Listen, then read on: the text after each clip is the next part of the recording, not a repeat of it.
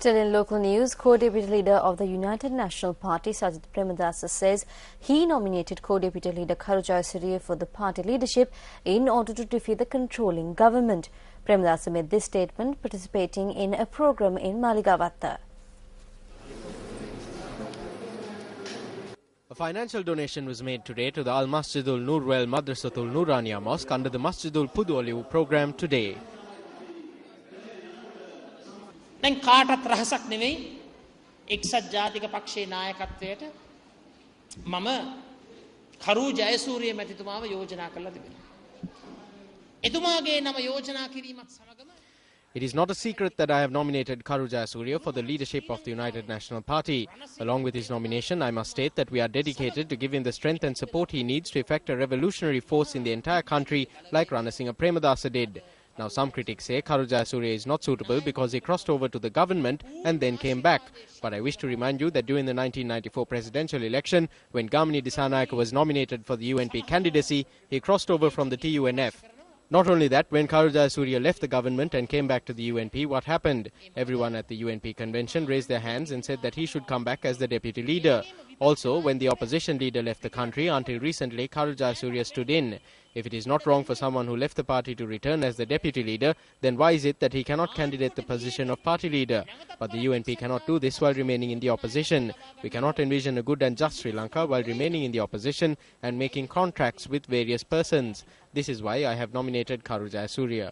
හැබැයි එක්සත් ජාතික පක්ෂයට මේක විපක්ෂයේ ඉඳගෙන කරන්නට බෑ. මේක විපක්ෂයේ ඉඳගෙන පුටු රත් කර කර විවිධ පුද්ගලින් එක්ක කොන්ත්‍රාත් කර කර අපිට බෑ මිත්‍රවරුනි යහපත් ශ්‍රී ලංකාවක් යුක්තිගරුක ශ්‍රී ලංකාවක් ගොඩනගන්නට. අන්න ඒ නිසා තමයි කරු ජයසූරිය මැතිතුමා යෝජනා කරන්නට මම ඉදිරිපත් වුණේ. A meeting was held this morning with the participation of councillors from the Horana Urban Council and the Horana Pradeshya Sabha.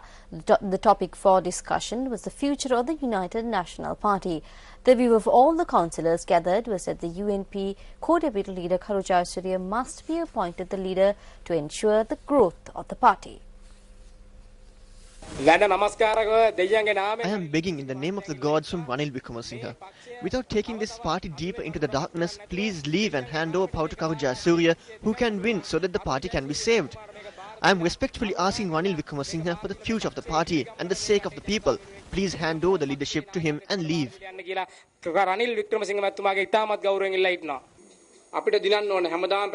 We need to win. We can't always lose. Therefore, all of us got together and arrived at this decision. We cannot win with Ranil Wickramasinghe. There is no progress at all. We are constantly losing. Give the leadership to Kharujaya Suriya.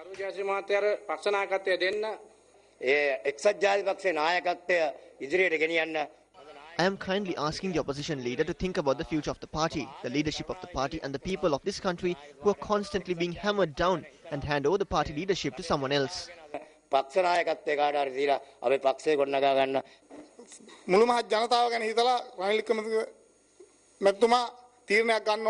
Ranil Wickramasinghe needs to think about all the people in the country and take a decision. He has understood that he need not remain in this party. Instead of forcefully remaining in power, think about the small man and arrive at a decision. I think a secret ballot of all UNP local government representatives should be held to decide if Ranil Wickramasinghe, Kharujaya Suriya or Sajid Premadasa should take over the leadership. All I want to say is that he has to do this and step aside and give the leadership to those two. පොඩ්ඩක් අයින් වෙලා ඉන්න කියලා මේ නායකත්වය අර දෙන්නට දීලා මම කියන්නේ එච්චරයි. රැස්වීමට ආපු മന്ത്രിවරු යෝජනා කරා පක්ෂයේ The councillors who participated in the meeting proposed that the most suitable person with the ability to unify the party is our deputy leader Kharujaya Suriya. Also, they proposed that all others in the leadership, including Ranil Wickramasinghe, should be appointed to other positions. They proposed that the leadership crisis must be resolved without conflict. මේ නායකත්ව අර්බුදය විසඳ ගන්න ඕනයි කියලාත් ඒගොල්ලෝ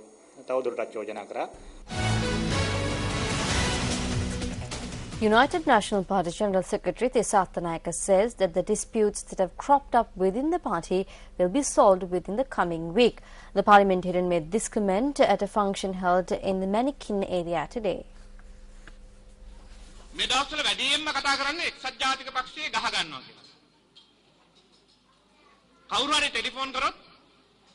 During the last 2 or 3 weeks, people have not been speaking about the decrease of the cost of goods or whether or not there is concessions to the budget.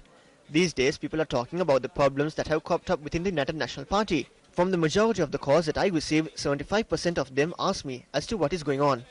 I have had enough answering them. I tell them that the dispute within the United National Party, in our view, is not a major problem.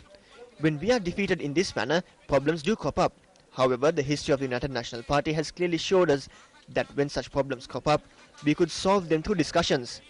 I would like to tell you at this instance, as seen in the past, we will solve the problems within the party through discussions, agreement and consensus within the coming week. This is the United National Party, and as the United National Party, we will all sit down together and solve these problems.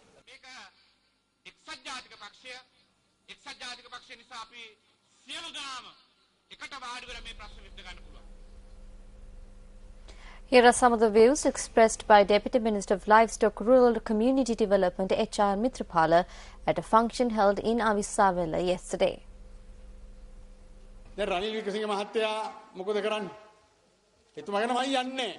What is Ranil Wickremesinghe doing? He is refusing to leave. Sajith is asking him to go, but he is not going. There is a struggle. Sajith tried his best to chase him away. Now Karu has been pushed forward.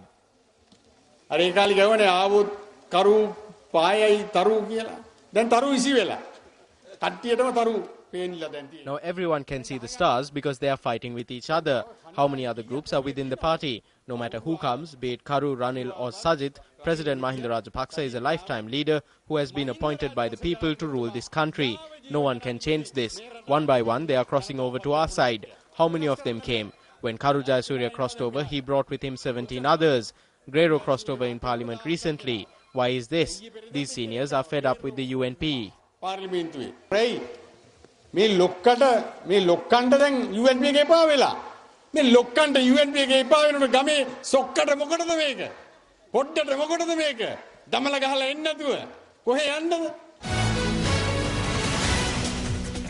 News First has continuously informed you of the revelations that were made by the 2011 report of the Committee on Public Enterprises, or the COPE report.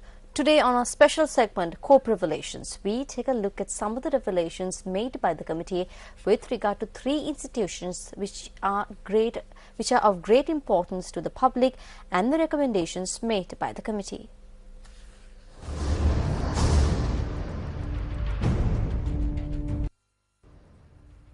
One of the key revelations made by the COPE committee with regard to the Sri Lanka Samurdhi Authority is the continued prevalence of unfilled vacancies. The COPE report states that there are currently 3,162 vacancies in the authority. Meanwhile, the report also notes that some of the directions given at the previous COPE meeting had been partly completed, while some had not been carried out at all. The COPE report further notes that the relevant amendments to the Samurdhi Act in order to incorporate Samurdhi banks had not been made. The committee further noted that the authority had failed to clarify how the granting of loans to beneficiaries helps the national economy at large. The report also noted that the authority had not completed several projects and had handed over some projects to other institutions. The committee had called for a detailed report regarding all these projects. Meanwhile, it has also been revealed that in comparison with the figures from 2008, the expenditure of the authority on rural development projects had increased from 83 million rupees to 1,611 million rupees, while that of the expenditure of social development projects had increased twofold. The committee has called for a detailed report stating a list of all projects under each category, including complete and incomplete projects. The COPE committee also points out that there is no computer network system for some of the banks and has directed the Chief Accounting Officer to prompt action to implement a computer network system. The COPE report also makes several revelations with regard to Lanka Satose Limited. The report notes that 12 buildings were obtained on rent from CWE without reaching any rental agreement. The report notes that Lanka Satose Limited is indebted to the CWE to the tune of 106.5 million rupees due to assets and services provided through these buildings. The Chief Accounting Officer has been directed to settle these transactions. The COPE committee also reveals that Lanka Satose Limited spent a total of 36 million rupees on polypropylene bags. The committee has requested that an alternative method be devised to reduce this expenditure. The committee further noted that a proper reconciliation had not been carried out with the daily sales returns obtained from stores and the registers of monthly sales. The COPE report states that the Chief Accounting Officer had agreed to correct the accounts. Meanwhile, the corp report notes that Lanka Salusala Limited had incurred a loss of 30 million rupees for the year 2009-2010. The committee had been informed that the loss was incurred due to the salaries paid to the staff who had been sent on compulsory leave during the restructuring process.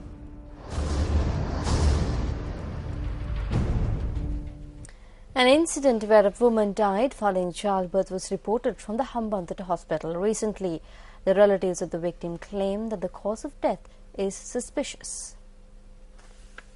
The woman who passed away is M.S. Sriyalata, who was a 37-year-old resident of the Meegaha Jadura area in Suryawava.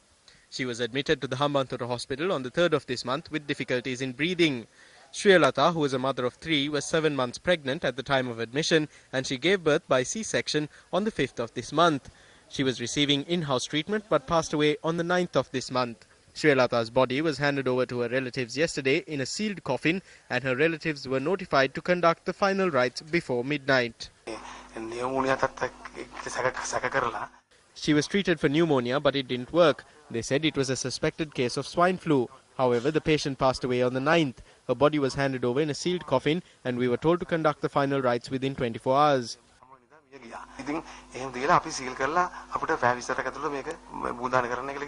Sriyalata's relatives said that the body was released at 1:30 last afternoon, and the funeral was held at around 6 p.m. at the Meegaha Jadura Public Cemetery. The relatives stated further that although they were told by the hospital authorities that she died of swine flu, the cause of death was not stated in the death certificate.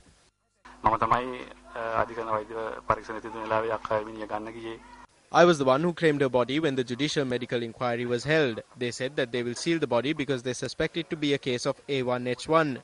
I asked them what they were going to do based on the suspicion and the evidence. They said that investigations have to be conducted. The inquiry report on her death was not completely filled by them, and they didn't give us a reason. We were not told about the cause of death. They suspect that her death was a case of swine flu, but they have only put her body in a coffin and not done anything beyond that.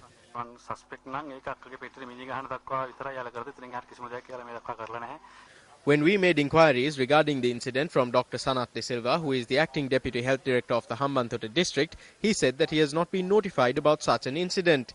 He also said that the relevant units should have been informed about the patient if there was suspicion of such a disease.